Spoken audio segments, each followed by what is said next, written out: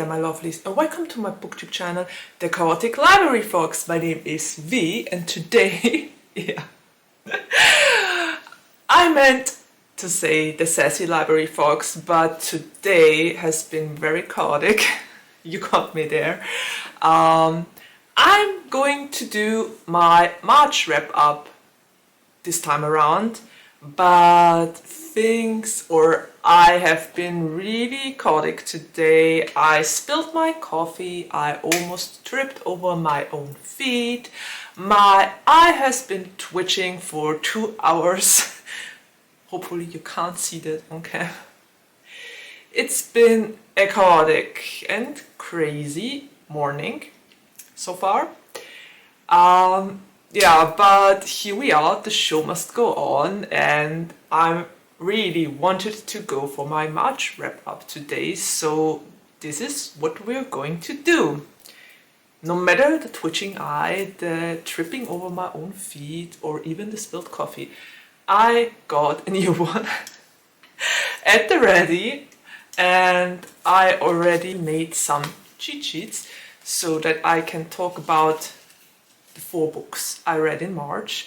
I actually wanted to read more short books and novellas in March because I was hosting Minuscule March, as you already know. That turned out to be extremely chaotic as well. The people who participated in my Minuscule March readathon probably read more short books than I did, because I read one of those books I said I would read in my to be read video. I read A Prayer for the Crone-Shy, but I didn't manage to get to What Feast at Night because my library hold just didn't come in. I waited and waited and waited, and then the book was finally returned to the library, but then it was already too late to start it in March, and then there were so many things happening, and yeah. What Feast at Night didn't happen in March, but I'm currently reading it and I hope it will go into my April wrap-up video. We'll see how that goes. As for March was quite the month. A little life update here. For the first time in about 5.5 years, our kid had another absence episode. So I was called that there was an emergency at the school. Our kid kind of fell, had a lot of bruises, and we had to make sure that there wasn't a concussion involved. And yeah, that was at the beginning of March. And then I already felt it coming when I was waiting with my little one at the hospital. I got another eye infection, which is another reason why I didn't manage to read all too much, because if your eye is constantly itching and hurting, yeah, it's kind of difficult to concentrate on reading pages. And yeah, to add insult to injury, a week later I got ill and I was out of order for an entire week. It started with a sore throat. On the next day I couldn't even swallow anymore. It just hurt so much. And I spent about 9 days at home trying to get better. And then my hubby started to get sick. Fun times. So yeah, that's about the March I had. The reason why I couldn't go through with my own readathon, that's horrible. I know I'm so horrible, but sometimes life really gets in the way, especially if you have a family and kids. And yeah, I think my immune system was trying to tell me something, because this was the first time in about 1.5 years I actually had sick leave from work. I managed to be at work the entire year of 2025 without a single day I was sick. Not a single sick day. Can you imagine? Yeah, but 2026, yeah, already took its toll on me, and we are just in April. I hope the rest of the year will get better. Anyway, so much for my life update. If you just wanted to hear which kind of books I actually managed to read, now is the time. I won't continue to babble and will just focus on the books I read. So I'm gonna take a sip here and we're going to do this. The first book I finished in March was The Wicked Bargain by Gabe Novoa. Ha! I managed to say that without looking up the sheets. Great. And this book was amazing. I really loved it because we had sort of three main characters. I mean, the obvious main character was Meyer, and Meyer is the son of a, let's say, privateer. Even though the book gives really strong pirate vibes, the crews are very queer, and we all know that queer people would have been able to survive among pirates that well. And I think the author purposefully left out the word pirate in the book. So we'll just go with this. Privateers that steal back the cargo the Spaniards stole from them in the first place. Okay, anyway, Meyer is the child of a captain who is famous for returning things to his people, and Meyer is trans-masc non-binary, so they go with they them pronouns. And I honestly love that this book was so queer. We had a non-binary or trans-masc non-binary MC. We had another side character who was a demonio and is gender fluid. And we had another captain's son who was gay.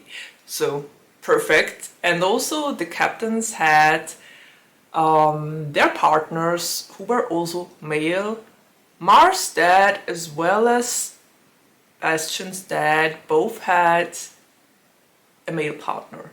So that was great. I loved it. I loved that this book was so queer and that it was a queer normative world.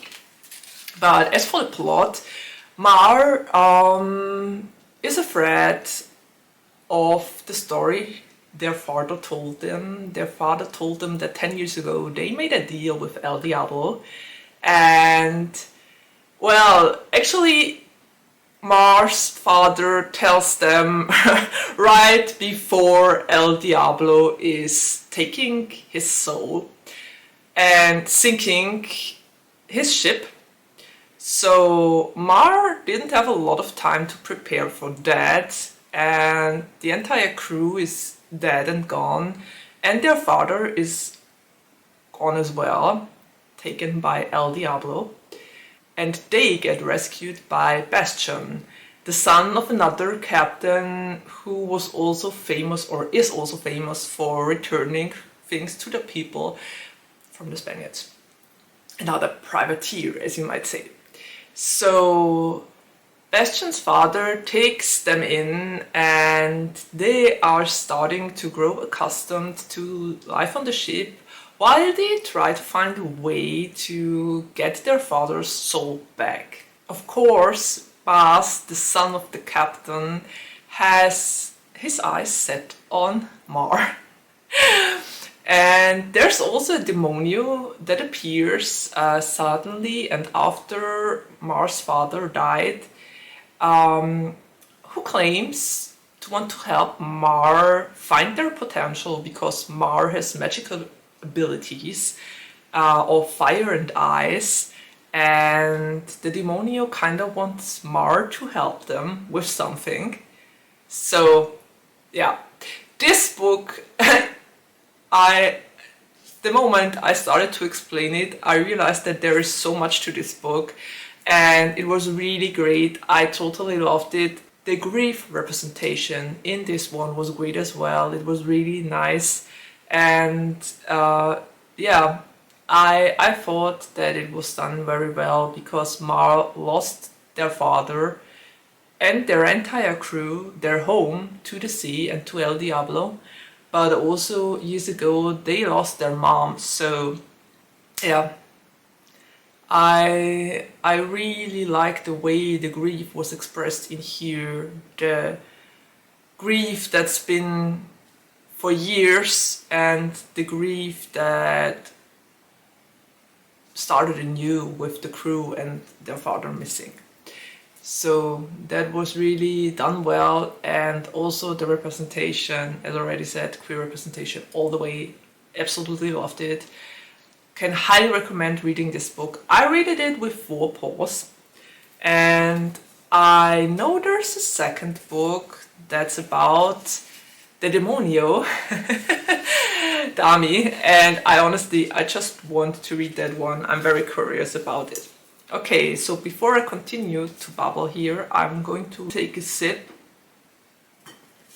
and talk about the second book I read in March, and it was Fish and Chips by Abigail Roux. And I read that one with 4.5 paws. It's the 3rd book in the Cut and Run series.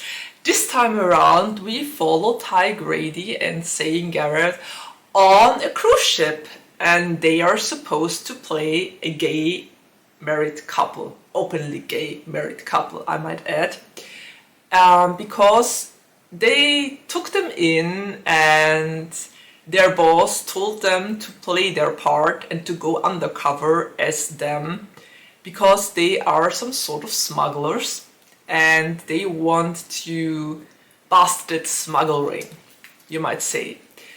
Of course, this comes with its challenges. For instance, Ty is supposed to play Dell, and yeah, Zane is supposed to play Corbin, Porter. And the Porters are, let's say, one of them is very submissive and the other one is very alpha male. And the alpha male role in this case goes to Zane, and Dell's part, and in this case Ty's part, is to play the eye candy, the dumb eye candy, I might say. So this was really hard on both of them. I loved how much we found out about Ty's and Zane's personal lives in here. A lot of topics came up that were never addressed before, but they are playing a couple that knows each other very well, and they get to know each other on that cruise ship. Of course, there are a lot of instances where people want to kill them, especially Ty. So he gets in a lot of danger. Apparently someone wants to get rid of the eye candy.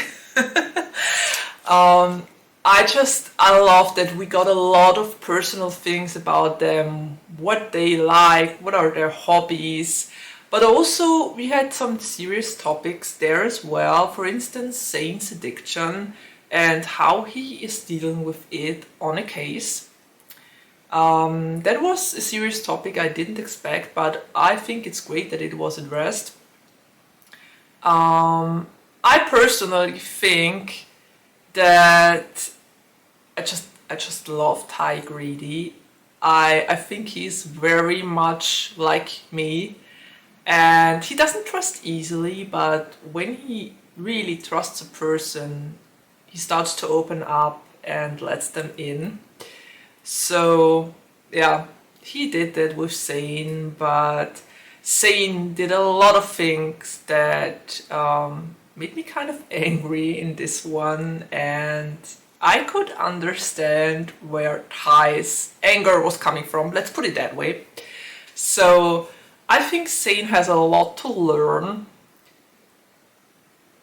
especially about their relationship dynamic. And yeah, Zane was really quite something in this book. I would have wanted to have some words with him, but since he's just a fictional character, I can't. But there were a lot of things that weren't okay. And Ty can do nothing wrong in my eyes. He's amazing. I love him.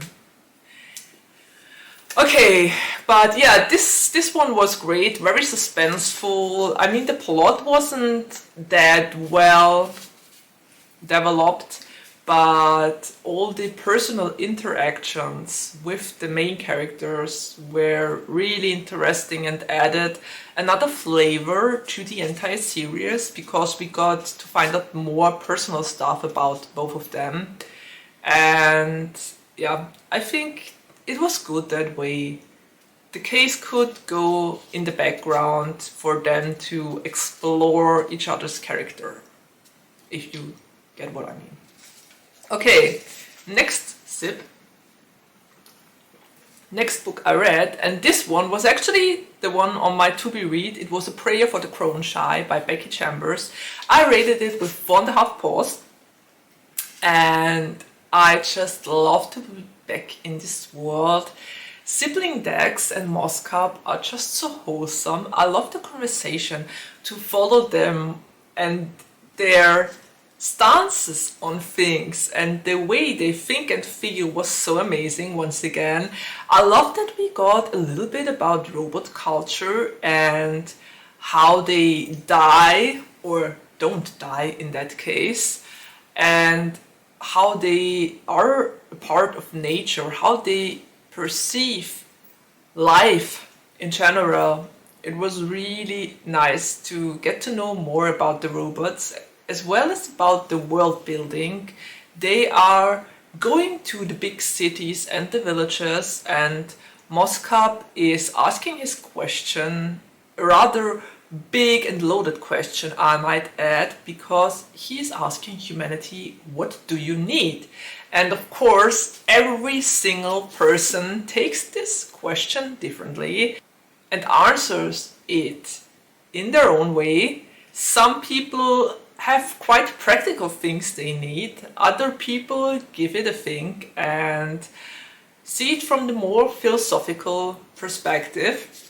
But it was really interesting to see all the different answers Moscap got.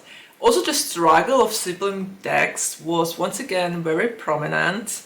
They are struggling with their existence and with what they are supposed to do.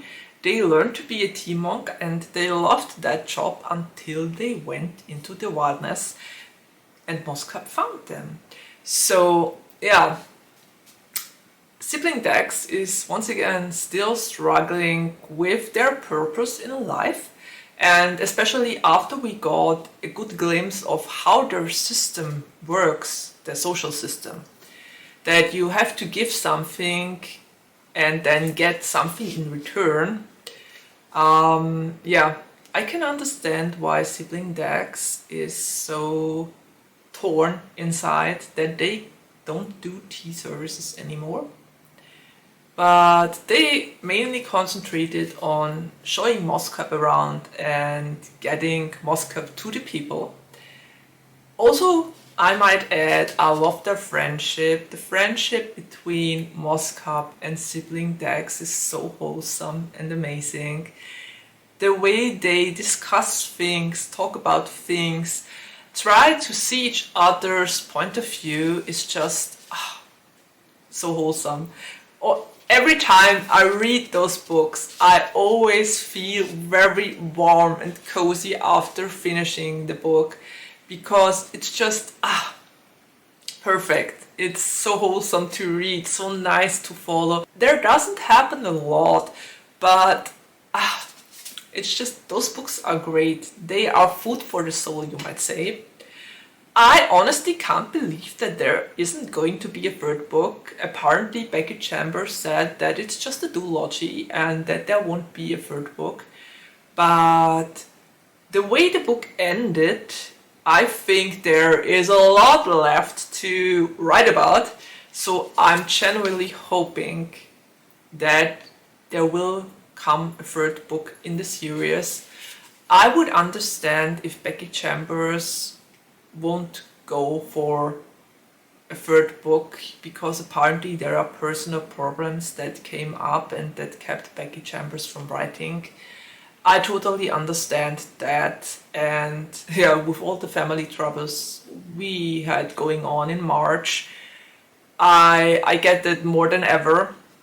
So I would be okay if there isn't going to be a third book, but I would love there to be one day.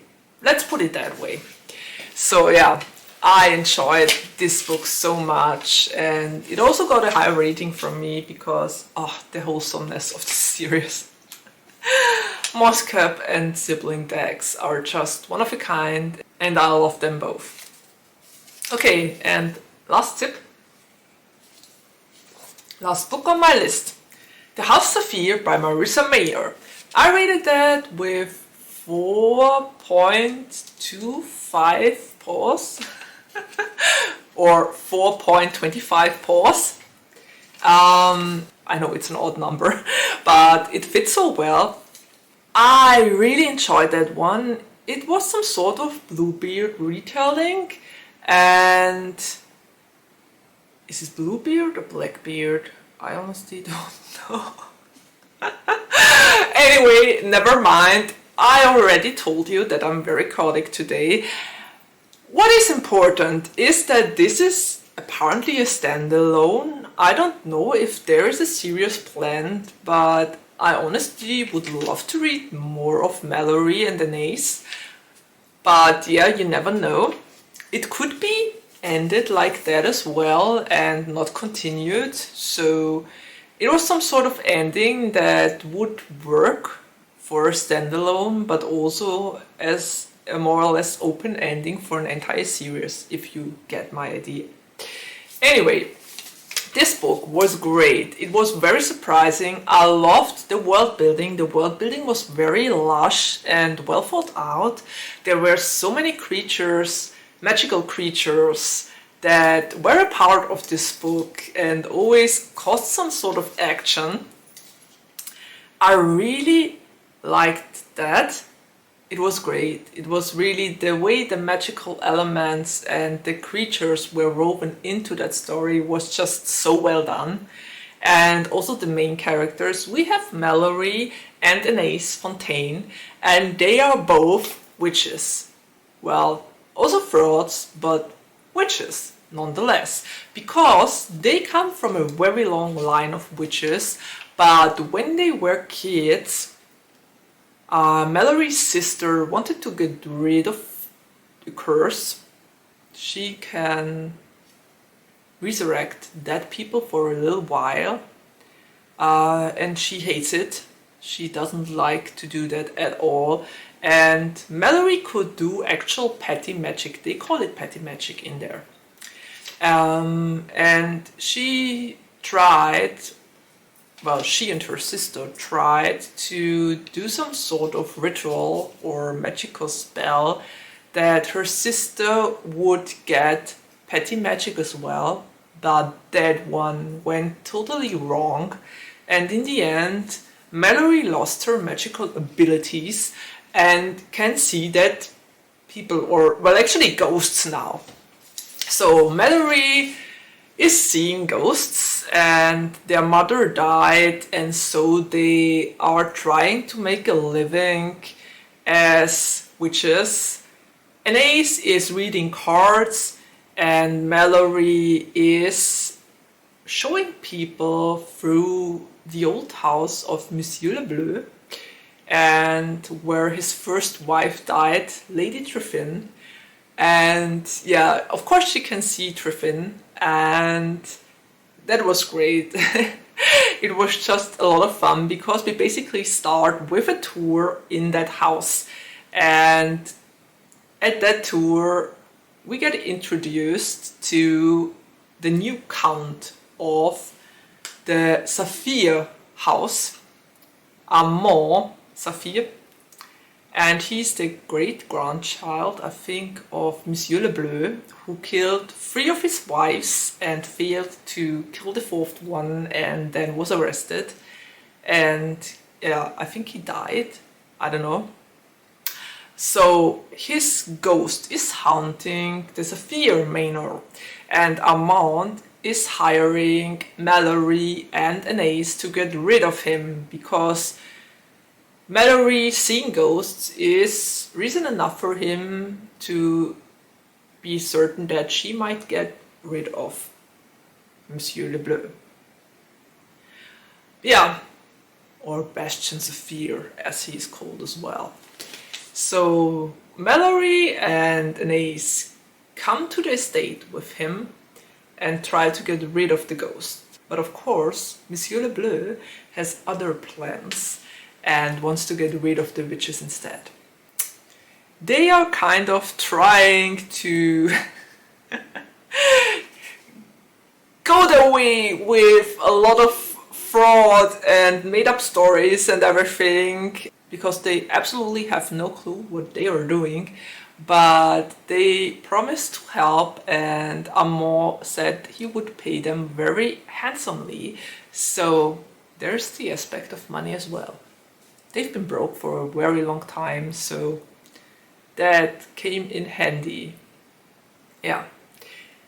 Of course, things aren't as easy as they seem, and Mallory and Anais have quite trouble on their hands. And yeah, Amor is quite a handsome boy as well, and Mallory finds herself drawn to him, which might be dangerous or not. We will see. I really enjoyed that one. It was great. As already said, the world building was very amazing. So many creatures and things that worked into the entire plot.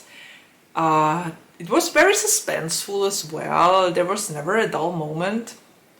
I was really surprised by this book. Totally enjoyed it. Wouldn't mind to get a second one, playing in that world and with those characters. And yeah, I enjoyed it enough to give it 4.25 paws.